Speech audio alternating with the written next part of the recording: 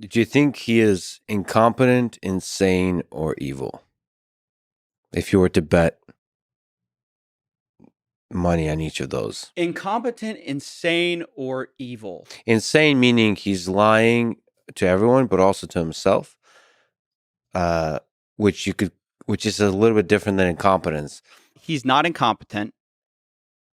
So I think he's some combination of insane and evil, but it's impossible to know unless we know deep inside his heart how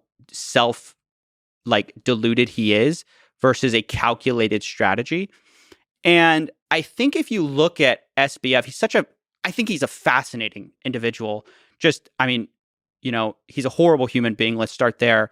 But he's also somewhat interesting from a psychology perspective because he's very open about the fact that he understands image and he understands how to cultivate image, the importance of image, so well that I think a lot of people, even though they've talked about it, aren't emphasizing that enough when interacting with him. This is a man whose entire history is about cultivating the right opinions at the right time to achieve the right effect. Why do you think he would suddenly change that approach when he has all the more reason to cultivate an image? So he is extremely good naturally, or I don't know if he's good, but he's hyper aware. So he's deliberate in cultivating a public image and controlling the public image. You know about the Democrat donations. He knew to donate to the right people, $40 million. He says on a call that we released with Tiffany Fong, he says on a call that he donated the same amount to Republicans. There's speculation on whether this is true because he's a liar, whatever.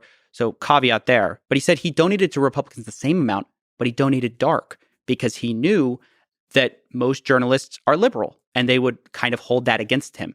So he wanted all the sides to be in his favor, in his pocket, while simultaneously understanding the entire media landscape and playing them like a fiddle by cultivating this image of I'm this progressive, woke billionaire who wants to give it all away, do everything for charity. I drive a Corolla while living in $1 million penthouse, multi-million.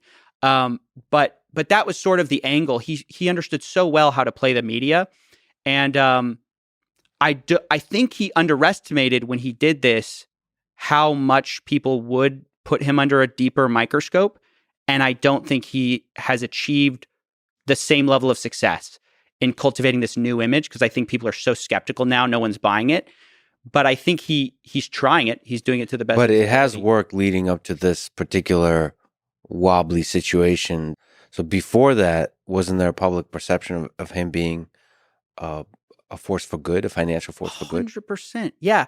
Somebody from Sequoia Capital, wrote this glowing review that he was going to be the world's first trillionaire. There's so many pieces done on he's the most generous billionaire in the world that he was sort of like the steel man of, it's possible to make tons of money. This is like the effective altruism movement. Make as much money as you can, as fast as you can, and then give it all away. And he was sort of like the poster child for that.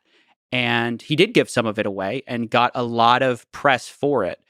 And I think that was kind of by design. I want to address a real quick point. Yes. A lot of people have said that Binance played a role.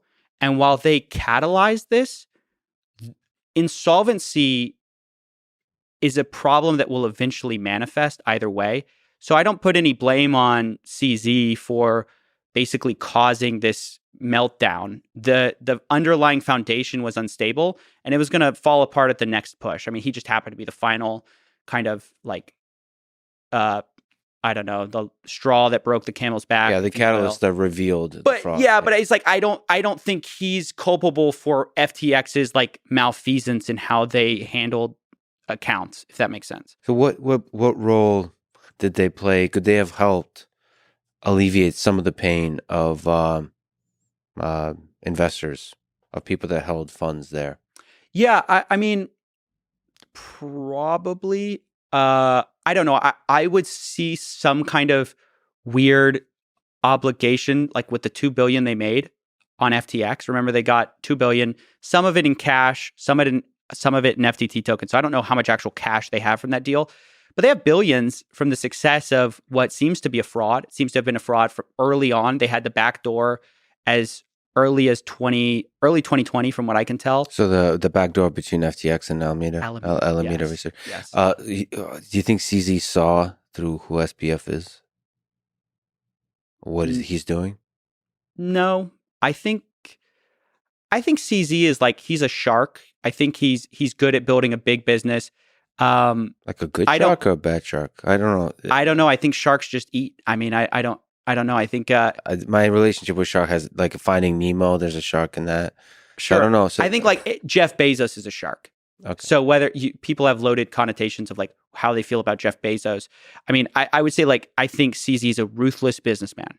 Mm-hmm. I think he's cold. He's calculated. He's very deliberate. And I think what he should do in this position is forfeit the funds that he profited from that investment, because largely I think it was it's owed to the customers. There's so much hurting out there. So I think they could do a lot of good around that. I don't know if they will, because I don't know if he sees it in his best interest. I think that's probably how he's thinking. But yeah, I think they could have helped, or they could still help there.